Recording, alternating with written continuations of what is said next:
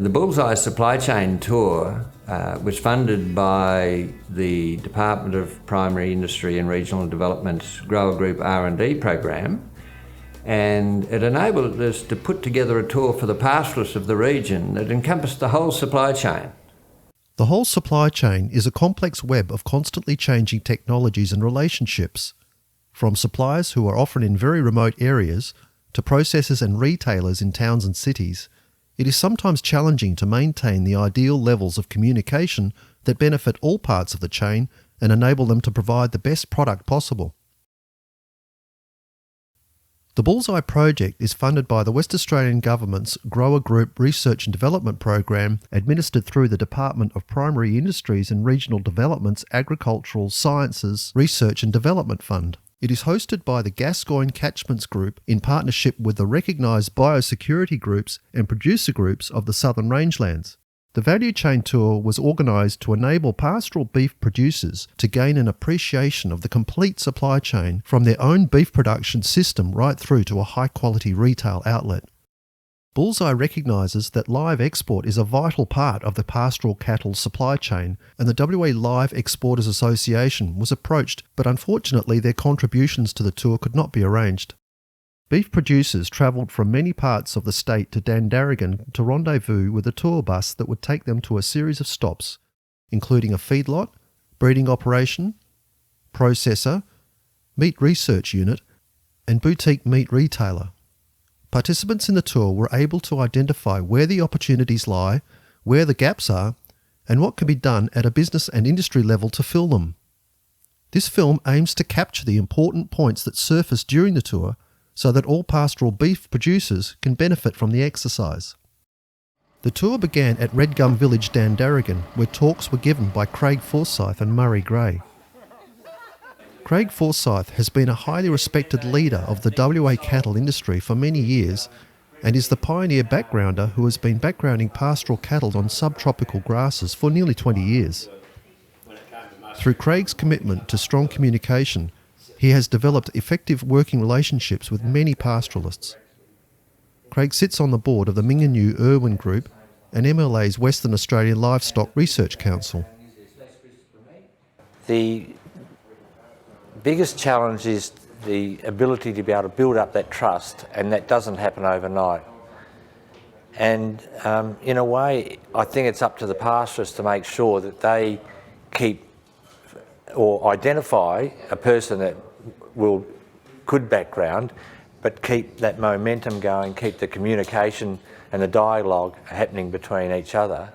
And then it's up to them to form a relationship where, righto, this is our costs, this is what we expect, this is what we'd like the cattle to be doing, what can you do, where are they sales are going, have some sort of form of direction and the time frame that those cattle can go off. So it's just not about putting cattle within a backgrounder and then expecting them they'll go off, at a certain time. It's a matter of making sure that there's a direction and identifying different markets for different cattle. It is a challenge to make sure that there is to find enough backgrounders, because of course you've got the challenges with the backgrounders that are making money out of cropping. You've got the challenges that are backgrounders are still, if they've got sheep involved, there's good profit in sheep. The ability and the effort should be put in to say, look, to the backgrounders, when they've got perennial grasses, the best chance of utilising those perennial grasses is by fattening cattle. And that is the symbiosis that occurs between the perennial grasses and annual grasses, but it also occurs between the backgrounder and the pastoralist. When the cattle are coming down to a backgrounder, there's a couple of things that need to be done properly. They need to be dehorned correctly, and if cattle are going to be there for 5 or 6 months and little bulls that have got a bud on, by the time they get ready for sale, those buds could have grown into decent horns. Then the sale, or those cattle are hard to sell, so they have to be dehorned again. There's a benefit in the pastoralists being able to preg test the cattle so that you know exactly what cattle are pregnant, and if cattle are just pregnant, you can PG them. and get them ready for a heifer market, or it can even breed from those heifers in a controlled mating syndrome and send them back up to the station. And also is to be able to even go through the little things like mouthing the cattle and saying, look, I'm sending down cattle that are 400 kilos, there's a couple of 2-tooths in there, there's the odd 4-tooth, but most of them are milk tooth. And then, you know, the smaller ones, the 200 kilos, are generally 0 tooth anyway. But the funny thing is, there are some pastoral cattle that are 300 kilos that are 6 teeth, and they're very hard to sell. Murray Gray manages the Gray family farm at Mora, which is run in collaboration with the family's Glenforrie station in the Ashburton district, managed by his sister Atisha. In 2013, the Gray family's strong submission to the Precision Pastoral Management Systems project enabled Glenforrie to be part of the project testing the remote walkover weigher that is now being marketed by TrueTest. Through the Grays' commitment to rigorous recording of body weights at their station yards, they've been able to identify strong financial gains by using the remote walkover weigher's auto draft facility to draft off sale animals in the paddock and truck them directly to market. This avoids the additional 2% shrinkage sustained by handling the stock at the station yards. Yeah, absolutely. So we're finding we're getting some real dollars in pocket benefit from having the walkover weigher, being able to monitor those the livestock weight gains and respond accordingly. So being able to make the most of opportunities to sell cattle at their peak weight or peak sale value, rather than having to just go with a bit of an average. You'll get some that are ready and some that are too far gone and some that haven't come on enough when you're trying to fill a truck. And knowing exactly what you've got on hand, when the agent rings and asks what you've got available, you can sell the exact animals that you want to sell and the exact number. Obviously, I mean, we know shrinkage is there. We allow for it in transport. Didn't really allow for it through the handling process, and that breaking of routine was what we discovered was a really big, a big sort of hidden cost that was hiding in our operation. 2.5% shrinkage on every handling is a fairly large amount when you extrapolate that across a herd. So to be able to manage our animals more in a more targeted fashion, targeting the specific animals that we wanted to sell rather than having to handle a whole mob to do it, were some huge benefits. We've got 2 units in operation. One's operating in a holding paddock, predominantly on sale animals. The other one's operating in our replacement heifer herd. The payback period on the sale animal unit is drastically reduced, predominantly because there are more animals going over the unit, but also because they are a shorter term prospect. The value in those animals is being realised straight away. The value in our replacement heifers, whilst is still tangible in a short term, is especially being felt longer term, as those animals are having more calves, they're calving more regularly, and we're able to keep them in better condition throughout the start of their breeding life. So the payback period for the shorter term animals, the sale animals, I worked out at around 10 months for a $35,000 investment, and the payback in the breeder herd, the replacement heifer herd, was around 3 years. In utilising through the project phase, we were utilising pastures from space and measuring the NDVI as a roughie on feed on offer, and then correlating that against the weight performance of the animals. It challenged my feed budgeting abilities a bit. It challenged some of the preconceived notions that I had and the timelines that I was setting. But ultimately, it's meant that we can better maintain the condition of the animals whilst minimising degradation of the land system by moving those animals out of that land system once the feed available drops below what they require. So instead of hanging on and flogging country out, we're shifting those animals onto fresh pasture, fresh paddock that's been spelled, that's ready to receive them, and then that paddock is allowed to to regenerate. Absolutely, we're seeing our country improve fairly drastically through that process. We're seeing improvements through better grass response. Grass is beginning to prosper in areas that they previously weren't inhabiting at all. Better coverage. We're leaving sort of more leaf litter, more cover on the ground, allowing that next season to a better seed set, better germinations. So the walkover way, its help has been in identifying when the pasture is getting to a point where it can no longer sustain the animals that are there, and generally speaking, that's when those plants are at the bottom of what would be considered a phase 2. So they've lost the bulk of their flag leaf, but they are by no, they're not sort of disintegrating at the clump level or in the root base. So there's plenty of energy left in the root stores, and there's still substantial stalk available to regerminate when the moisture is available. We found the walkover wire really useful in our from a business viewpoint in being able to target animal gains, being able to sell animals when they're at their peak value. Instead of whether they've either gone past their peak value or they're yet to reach it. We can give accurate numbers to agents when orders are available, and can supply in a timely manner. 3 to 5 days we can have the animals available to sell, and so that's been a drastic improvement on our bottom line. The shrinkage was something that came out of left field a bit. We expected in transport. We must admit we didn't expect it in the handling process. We were seeing shrinkages of between 2 and 2.5% across the herd.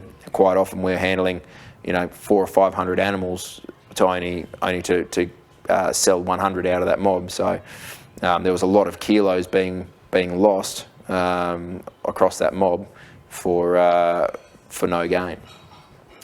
The next morning, the group moved on to nearby Joanna Plains backgrounding operation. Johnny Dicchiera is the General Manager at Central Agri Group and manages the grain-based backgrounding facility and feedlot at Joanna Plains, Cataby. Backgrounding provides a critically important contribution to the pastoral beef supply chain, and the Bullseye Steering Committee is pleased that Johnny recently accepted the invitation to join the committee. Annually, the Joanna Plains backgrounding facility inducts over 40,000 head of cattle. In 2017, Central Agri Group, Joanna Plains, won the prize for the best MSA producer in the grain-fed category in WA. As the bus drove quietly down the lanes between the 4-hectare pens, we clearly identified that all cattle were settled, comfortable, healthy and content in this backgrounding environment. Johnny explained that they use 5 standard rations designed by professional nutritionists. Cattle are introduced to grain-based diets at an optimum rate to avoid issues such as acidosis, but also progress quickly to higher protein and energy rations, resulting in optimum daily weight gains. CAG also work closely with their customers to determine the required turn-off weights and any required specifications. This allows the feed team at CAG Joanna Plains to ensure that all cattle which are inducted into the facility are entered into the most appropriate feeding programs to ensure cattle meet specifications for the market they are destined for. Welcome to Central Agri Group Joanna Plains. We're a home away from home for cattle, and almost 95% and sometimes 100% of the cattle that we have backgrounded here and we feed daily are pastoral cattle. We do a good job. Last year, 2017, we won Most Outstanding Beef Producer in the grain-fed category. We're not your traditional type feedlot. We're a backgrounding facility. Each of our 52 pens is about 4 hectares in size, giving the cattle plenty of space, plenty of room. They're not on top of each other. They transition well from that pastoral type environment into that large area. Very quickly sort out their social status in the pen, and transition well onto our ration, which has been well developed, and working closely with our nutritionists to make sure that we've got hit those targeted weight gains. But on average, we see sort of an average daily weight gain of around that 1.6, 1.7 kilos. But we have ADGs up at 1.92 kilos. So we're able to estimate a daily cost per head per day to our customers before their cattle enter our facility, and that cost also includes our initial induction fee. So all cattle coming in to our facility receive 71 vaccination, a fly-in lice and a drench, as well as a visual ID tag clearly identifying that customer's cattle. Also makes it easy for when the customer wants to come to our facility and check on their cattle and see how they're doing. It's very easy for them to recognise their cattle because it's got their customer code on the visual ID.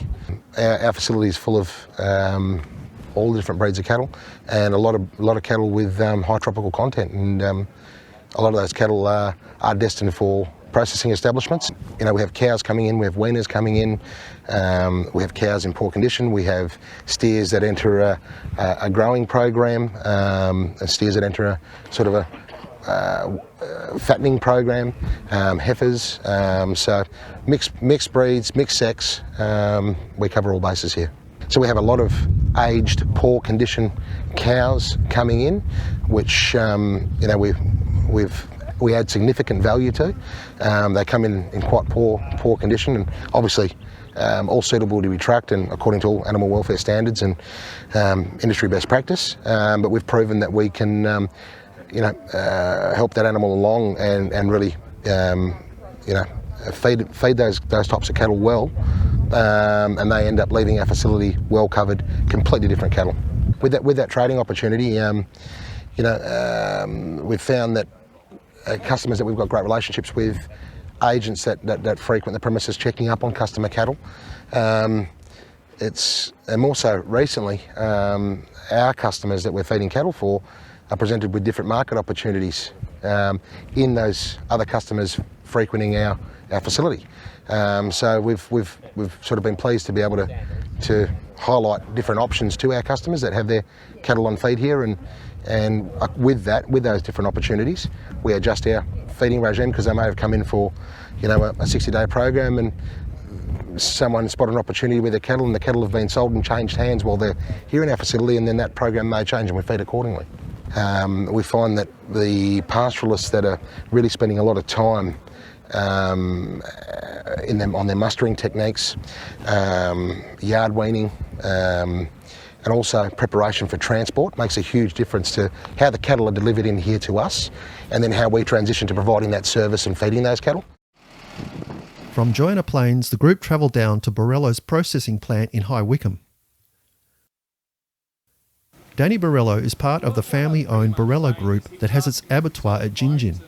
Its boning and packing rooms at High Wycombe are where they package meat for the high-quality domestic trade as well as export markets.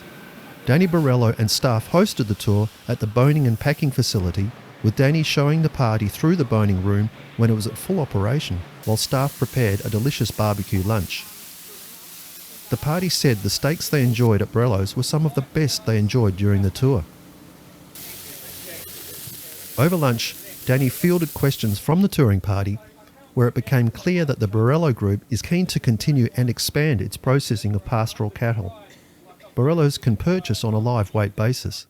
Pretty much just a smaller family processing plant, business as you'd say, around 1,000 head a week of cattle. In that 1,000 head, I think we'd do 45% from the northwest of Australia, pastoral cattle. In that 45%, we pretty much process anything from your small pastoral cows all the way to your better quality Mickey bulls. We like doing the Mickey bulls because of the yields. So going forward, we're feeling that what can benefit our business a lot is more going into the export markets. So we're slowly working on building more of a brand in overseas markets, which also will be why we want to work better with the Norwest pastoralists, because that product will suit our business. The older aged cows with a little bit of weight, as long as they're coming into us over that dress weight of 200 kilos, we seem to able to find a good market and a good find them as a good consistent product, especially when they've just been finished off on a bit of grain. So the other 65% of our business is the domestic market, which is our core business, which entails of top-end restaurants, better-end butcher shops, independent IGAs and all of that. So yeah, that part of our business we're very proud of and we keep trying to work on. So yeah. Next stop was the Pagoda, where the party had dinner and stayed overnight. Larger than life, Vince Scarefa is famous across Perth for his hilarious anecdotes, philanthropic spirit, and popular Perth butcher shop Mondo de Carne. He has been involved in developing supply chains for quality meats, with White Rock's veal being a standout success. He has a passion for excellence in the meat industry. Vince was asked to address the touring party because of his passionate belief in the potential for rangelands beef, particularly the grass-fed product, the importance of supply chain management to extract value for a premium product, and the importance of Meat Standards Australia to underpin any red meat brand. During his address, Vince emphasised that if you're going to be rewarded for a high-quality MSA-graded carcass, you need to be selling into a supply chain that is being paid for that quality of product. To get a good supply chain working, each person in the supply chain has got to be good at what they do. And you're going to get together for the sake of long-term creating a strength in that chain that is going to make you extra money. But it's not the money that starts it. It's no use joining a chain expecting to get good money straight away. Now, if all you want to do is grow beef for hamburgers, well, then you're going to need a hamburger chain. But if you want to grow the best beef in Western Australia, you need the best restaurants, the best customers, the best of everything to be associated with you. And when you get that happening, you actually start to name your own price, because in the meat industry we don't have enough competition of first-class products. They're starting to emerge, but now's the time to get involved. Keeping a group together is very difficult. You'll always find the odd one that is only interested in price and nothing else. If he doesn't dream, or she doesn't dream, pardon me for giving it a label, if that person doesn't dream of being proud of what they produce and what they give to the chain, then maybe they shouldn't be in it. The amount of overseas supermarkets that want to shop from Australia, and they're gourmet, they're not cheap and nasty. And so they're looking for good products with a good story, with good families, with real people that can be promoted in the adverts for the meats that they're selling. We are seen as so clean and so reliable, and the supply is far smaller than the demand. Well, I believe that without MSA, our job will be so much more difficult. I think that if farmers learn to work within the constraints of MSA, then they are worthy of any good supply chain. Owning the fact that you're now making beef that's being ticked as MSA approved, and the supply chain, that's all it wants, something reliable. But I realise what an amazing tool it is for us within the industry, between farm and butcher shop, rather than between butcher shop and kitchen. It is all about underpinning the top brands rather than being the one and only thing that you brag about. It's still your beef or the group's beef, but with all of the right products behind it. I call it the software. And so you want MSA, you want high standard HACCP programs, controls, certifications, and then the public start to trust your brand. And that's what I love. I love shooting for the stars. I love noticing how many wealthy customers are available around the world who want to eat Australian meats. If you're going down the grass-fed chain, I've got to compliment you, because it's what I would do. Okay, the amount of need for grass-fed products has gotten to the public, and they're walking in off the street saying, I want grass-fed. Enough of the great chefs, enough of the great scientists have talked about how important it is to eat natural. Grain-fed meat, for me, is good as a special event, very tender, I want to try it, but not eating every day.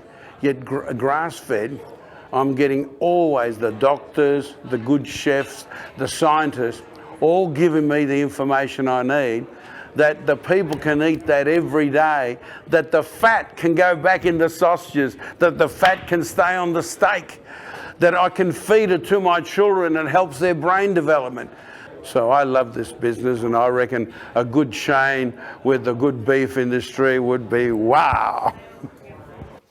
Next morning, the tour headed to the Murdoch School of Veterinary and Life Sciences at Murdoch University.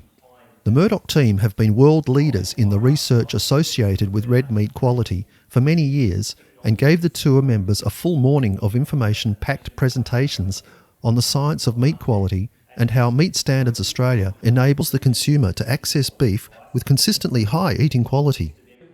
Dr. Cameron Jose explained how Meat Standards Australia is a world-leading quality assurance system that now underpins many high-quality beef brands. Other countries around the world are aiming to replicate MSA. Currently, MSA is partly dependent on the subjective judgment of humans. Murdoch researchers are working collaboratively with other research bodies to develop objective measures of eating quality in order to remove human error in the MSA index. Dr. Sarah Stewart told the group how the measurement of bone, meat and fat is still not perfect. Given that intramuscular fat is a key determinant of eating quality, too much selection pressure on saleable meat yield will compromise eating quality unless it is balanced with sufficient emphasis on intramuscular fat and eating quality. Sarah described new technologies being developed, like the DEXA system, a scanning technology to accurately measure the lean meat, bone and fat composition of each carcass to enable producers to be paid accordingly and the customers to enjoy a consistent meat quality. Graham Gardner explained how Murdoch has worked in collaboration with other research institutions and the wider industry to develop Meat Standards Australia to become a world leader for assessing the determinants of eating quality across the life of an animal from birth to slaughter. Graham caught producers' attention when he stated that consumer research has shown that if 3-star MSA grading is set as the benchmark quality, customers will pay 40% more for the 4-star product and 100% more for 5-star MSA rated beef. David Beattie, MLA manager for WA, provided a beef market update from a WA perspective. From a whole of industry perspective, Dr. Peter Treefort drew on his lifetime's experience across the full breadth of the red meat supply chain to argue how MSA has been a game changer and how it is just as applicable to pastoral producers as it is for farmers.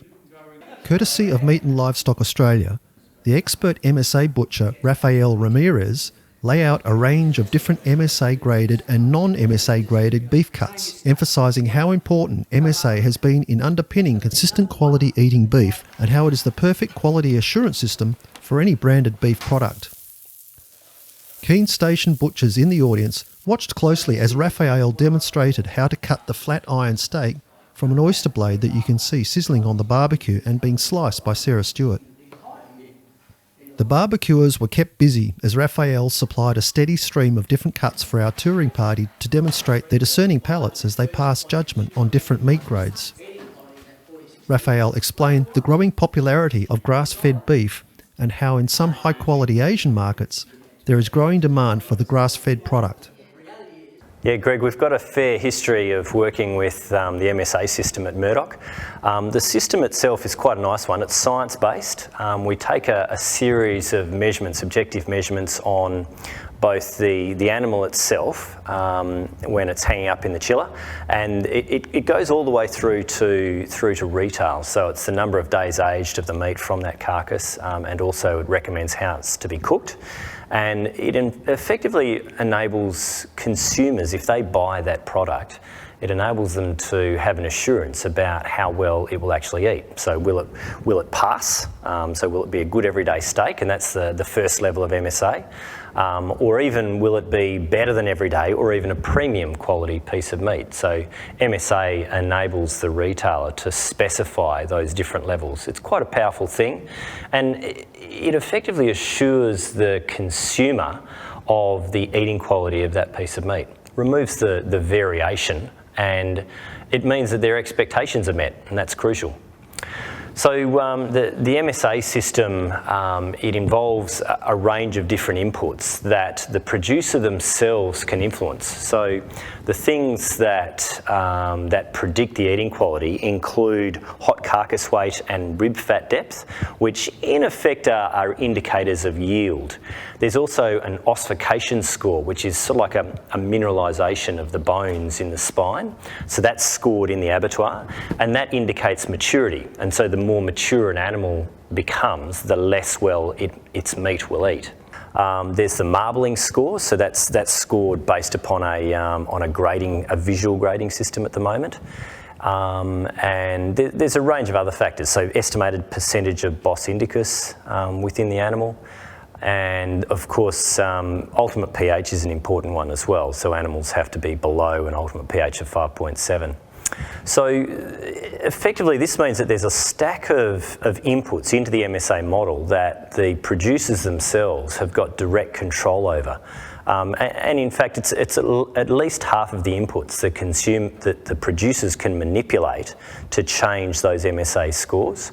So in effect, they can, if they're targeting a supply chain and a market that is underpinned by MSA, they can target their feeding strategy and their management strategies on farm, and even the genetics of the animals that they're using to try and optimise the scores within that system. And abattoirs that are MSA compliant will provide feedback, individual carcass feedback for those MSA scores, so that a producer can look at how well their animals have performed at slaughter and work out where they may need to make changes.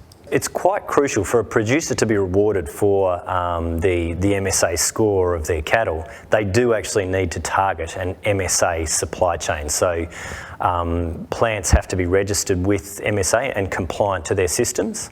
There's a few things that a plant has to do to be MSA registered, and one of those is to be regularly audited by MSA for the compliance of their pH and temperature decline.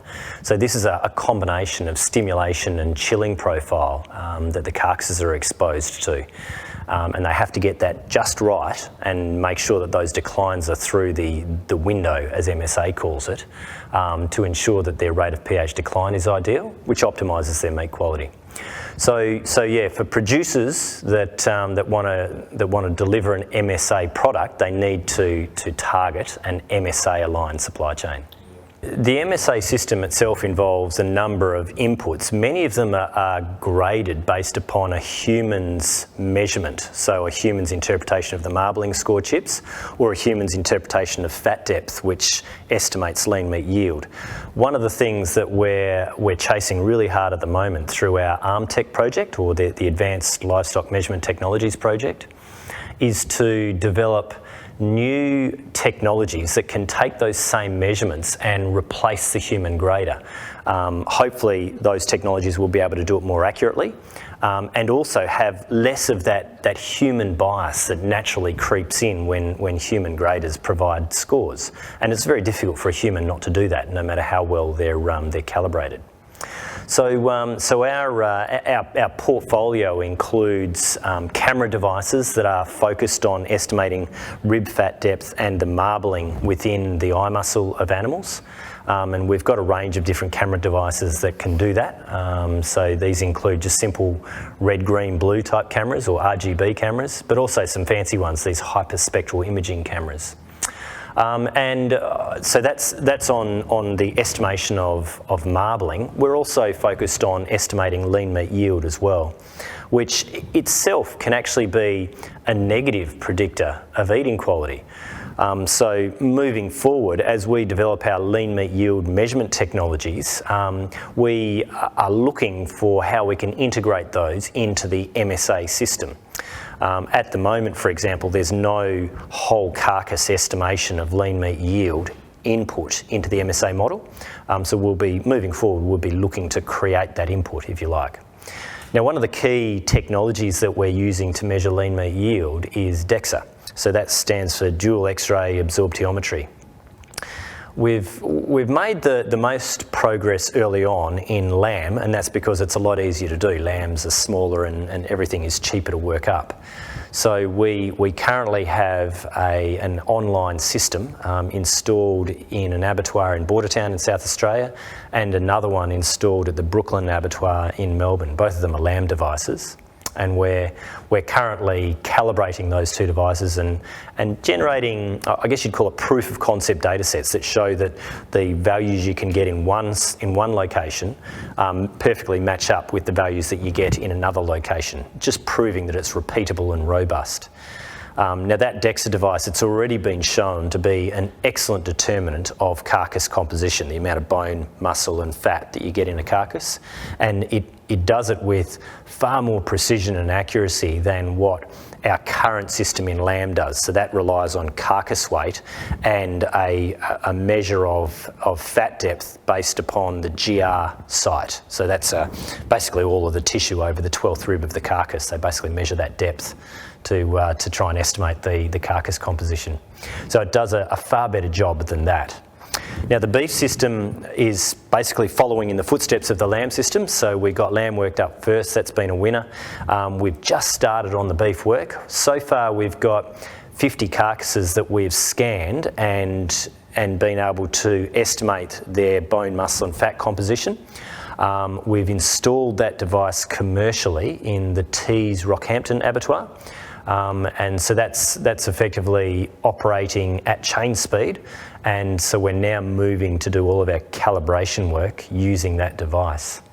And the advantage of doing that is that effectively the calibration that we do it's sort of like real time. As soon as we've finished, that device is already installed and it's ready to go.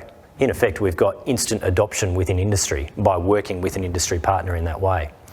You know, we could do all of this same work stuck in a lab at a university or something like that, but you've then got that whole commercialisation step to try and work your way through as well. So this puts us a lot closer to delivery of the end product by doing it in this way. The effect of breeding for lean meat yield does have an impact on eating quality, and it's actually a bad impact.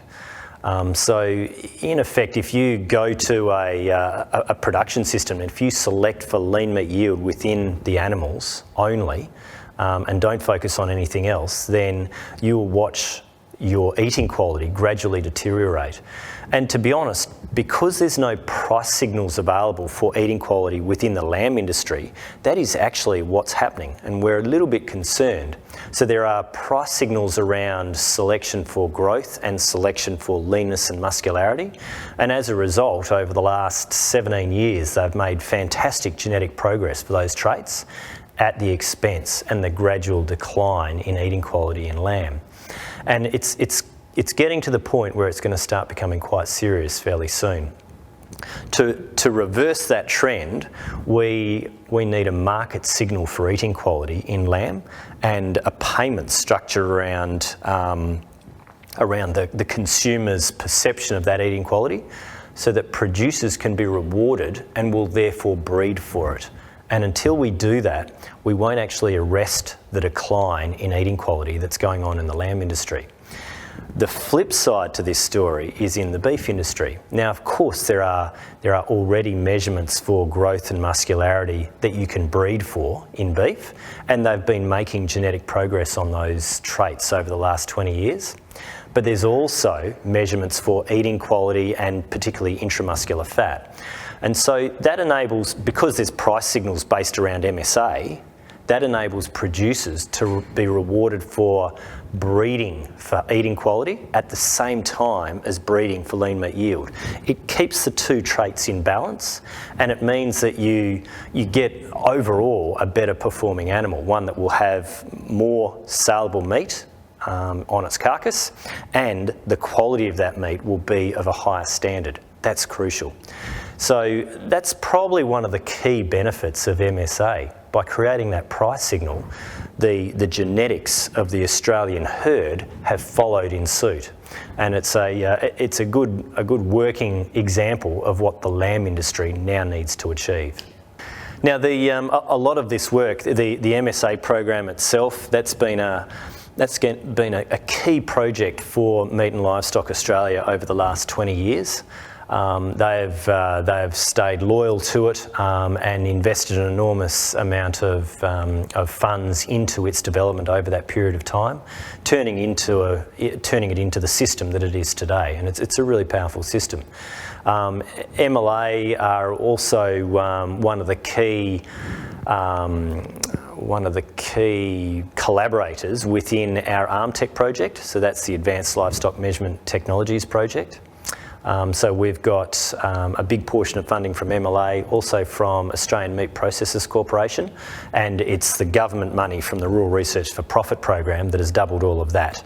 And that's what we're currently using to drive the development of these measurement technologies, including those cameras that I was talking about for measuring marbling, and also the DEXA device and other lean meat yield measurement devices as well.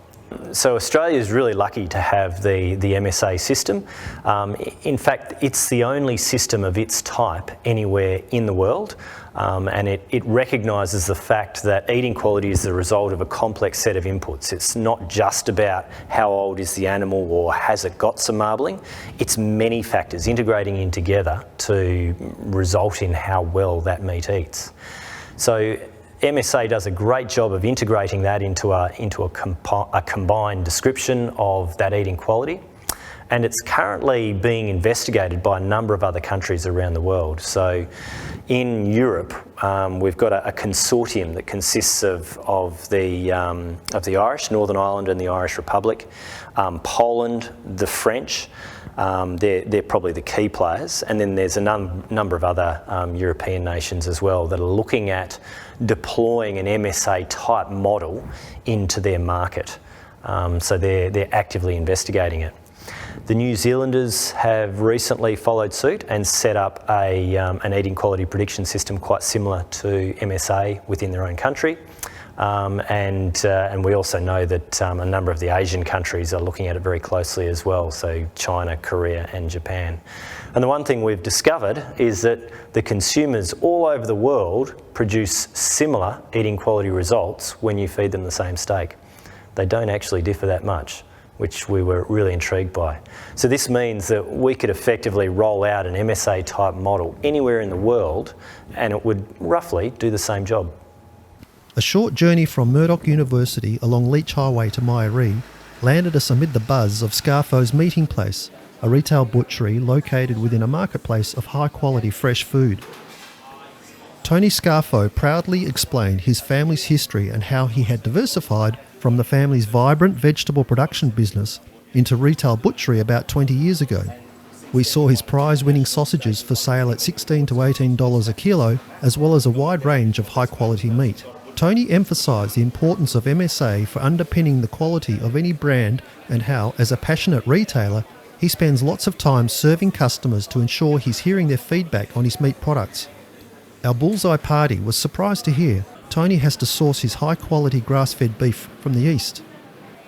It's specialist retailers like Tony Scarfo who could provide pastoralists with valuable feedback about the shifting demands of the domestic consumer. Next we journey to the 2,000-hectare Melaleuca farm between North Dandalup and Waroona, where Professor Roger Dawkins and his son John operate a beef enterprise. They have been crossing the Akaushi and Red Wagyu brand with Simmentals. Roger's research career in human genetics enabled him to transfer that expertise into the task of breeding a fast-growing, high-marbling, high-eating quality animal for the Australian context. Consultant Alan Peggs linked Bullseye with the Dawkins, who invited the Bullseye Tour to visit their operation. Bullseye saw this as an opportunity to see a commercial operation where the latest developments in applied genetics are being successfully employed to achieve a targeted beef product. The farm hosts the Centre for Innovation in Agriculture, which is affiliated with Murdoch University. Here, Roger and research geneticist Dr. Sally Lloyd explained the theory and practice of identifying the genes that carry the marbling character and the genes for high melting point monosaturated fat that has superior benefits for human health. This analysis can be done simply using a small tissue sample from the tail. On board the bus again, we toured the farm where we could see both Akaushi and black Wagyu cattle and their crosses grazing the dry November pastures. At the C.Y. O'Connor pub in the southern Perth suburb of Piara Waters, the Dawkins hosted the group with drinks and a 5-star dinner, including steaks from F1 Simmental Akaushi cross animals that had been grain finished. People reported that the steaks were tasty and juicy, reflecting the high marbling scores. Over dinner, Sally further explained the genetic theory, and Roger discussed how he would like to work with the Bullseye project to identify pastoralists wishing to trial the Akaushi genetics in a pastoral context. Several pastoralists showed interest in continuing these negotiations.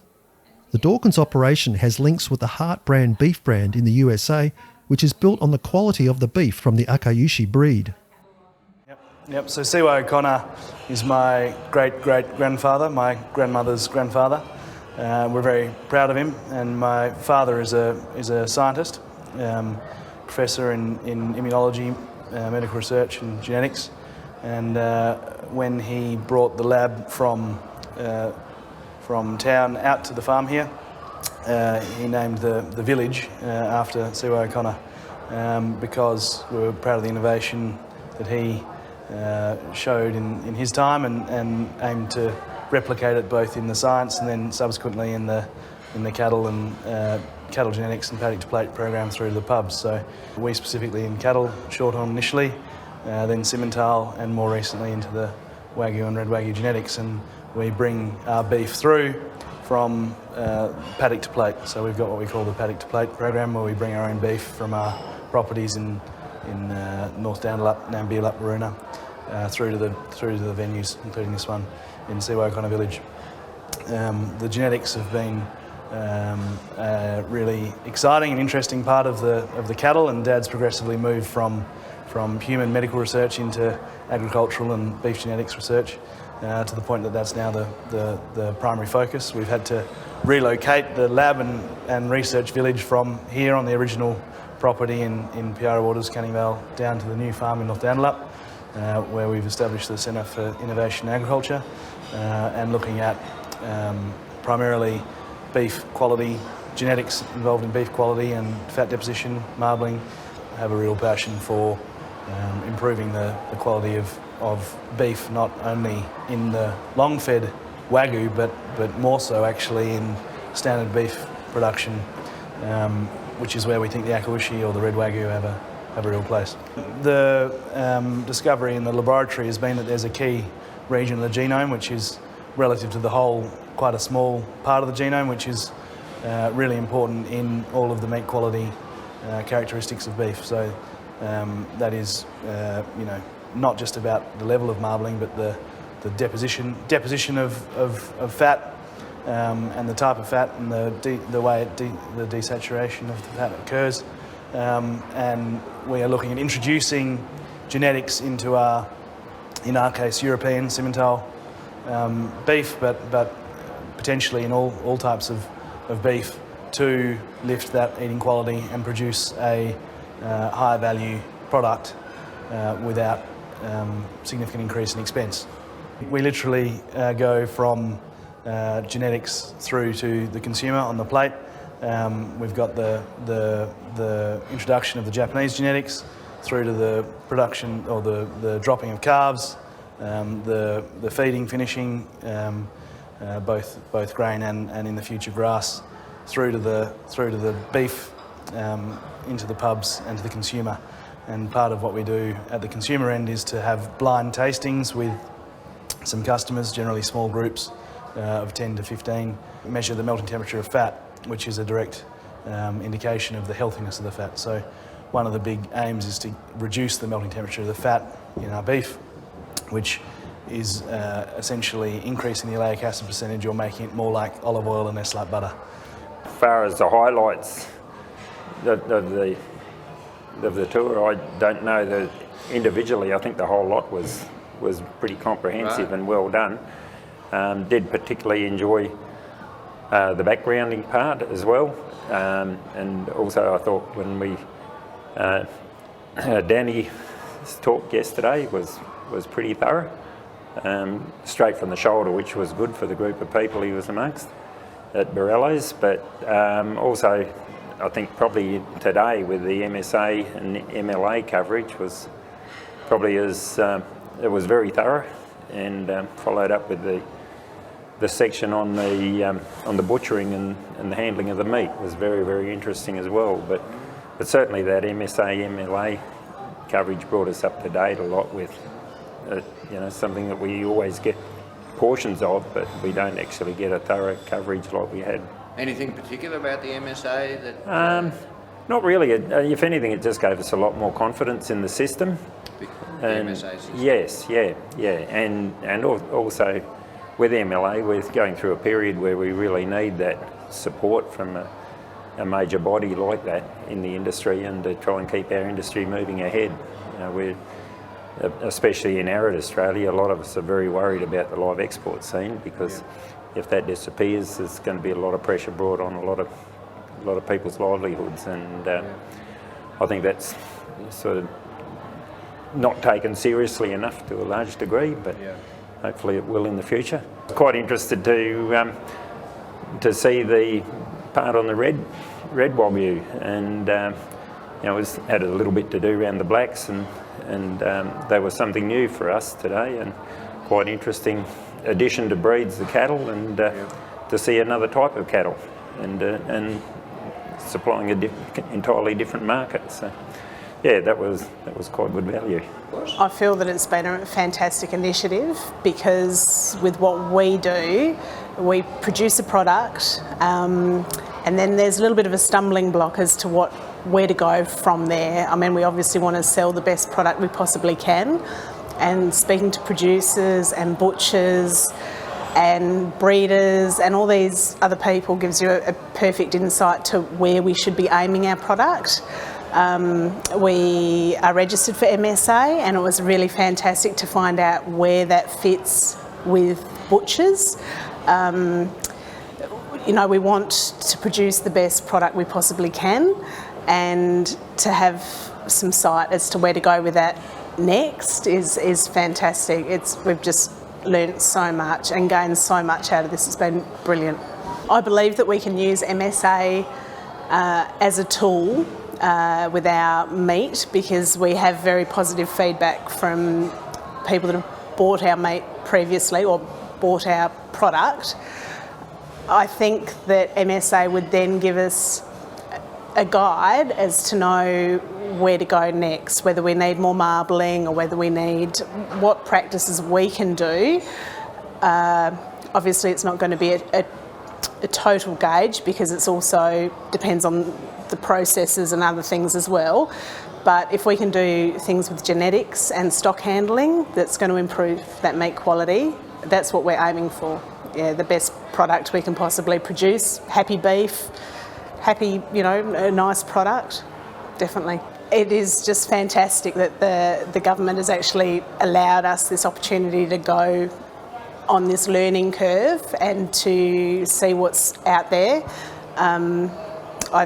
I think that everyone that's been on this tour has got so much out of it. Our heads are spinning really and excited about where we can go next. Hopefully there's going to be a lot of other opportunities for learning like this. I think we're all really inspired, and we love our cows, and we want to produce a product that's really good, and this has sort of given us probably the network and the contacts and areas to know where our next step is. The backgrounding of cattle is definitely what we need to look into. We don't have a lot of options on the Nullarbor. Joanna Plains is definitely an option. Borello's definitely for older cows, stud bulls that broken pizzles, things like that, definitely. Trying to steer clear of Musha if we can, so any other competition or any other options is always going to help the industry. Another thing that we've picked up is that I strongly believe that grain-fed now is on its way out, talking to different people, and the grass-fed is the way that we're going to have to start looking at potentially how we can do that, and maybe backgrounding in a grass-fed situation, but we've got to do some more research on it, obviously. We understand MSA a lot better now. We know exactly how it works and why it's there. Previously to that, we get the emails and we know that it's something that we all have to deal with, but we didn't really fully understand how it worked. Even the thing with Murdoch University, the way they're looking at different ways, trying to get different systems in place, they're really, really doing some good work as well there. I don't know enough about DEXA, but I think from what we've seen today, it's obviously going to be the thing of the future once they do some more studies on it. We've always been looking at setting up a backgrounding facility at the farm. Small pens was what we were going to go for. Joanna Plains showed us now that the small pens is out. You need to go large pens, which is fair enough. So I'll be doing some more research. Genetics with cattle, we've spent a lot of money on stud bulls, so I think we're pretty right there. Listening to the Wagyu people, definitely up on genetics way more than what we are, but I don't think we need to be anywhere near what they are putting into their cattle. It's a completely different scenario. But for what they're doing it. They're obviously doing it very well, yeah. The main insights we got from the tour was keep the basics at 100%. Don't let them falter. Keep them right up. Make sure that the market is in the forefront of any decisions you make. Make sure that what you're producing is for the market. Make a plan for low feed years. That is when it's dry. Make sure you've got somewhere you can send your stock to sort it out. And know the value of what it's costing to do things. Sometimes you can sort of go a bit astray with trying to have cattle in a certain condition and it's not profitable. As a result of the tour, we've reinforced what we're doing. We're making sure that we have adequate feed in front so we can take cattle off the station down to the farm, and that permits us then to market the cattle when they're ready and when we're ready. So the Bullseye Tour was really well run for us. It was a great insight into the varying aspects of what's involved in the market chains, and we found the most valuable information for us was the backgrounding information through Craig Forsyth and Joanna Plains feedlot, just touching on the facts of, what effects socialisation of the stock can have, their diets and what daily weights can be achieved. And we believe that, it is only common for us to handle our stock once a year, but if we can improve our herd management, this will open it up a lot better for our marketing options through these avenues. And other than, just putting them on a truck and straight into Musha and hoping for the best. Socially from the tour, we thought it was really important to meet the other WA rangeland pastoralists, and it just reiterates that we are in a bit of a tough business. So it was just great to meet people in the same sort of situations and talk about it. And without this tour, we wouldn't have had the opportunity to meet these people. So it would be really great if these tours can be happen again in the future. I think the biggest thing that I took out of the Bullseye Tour was the confidence in the industry. Over half the people that were on the tour I'd never met before, but everyone on the tour was confident, and all the places we visited, they had confidence in the industry going forward, which gives me hope that there is hope for the industry in the future. That was the biggest thing. It was really well done for the government to organise that Bullseye initiative, and it was very productive for me from that point. So the feedback we've been getting from people who went on the supply chain tour really shows out the fact that when we open these lines of communication to enable pastoralists to engage with people further along the supply chain, it is of great value to them because they understand how their product moves through the supply chain and what are the important factors for people at that other end of the supply chain.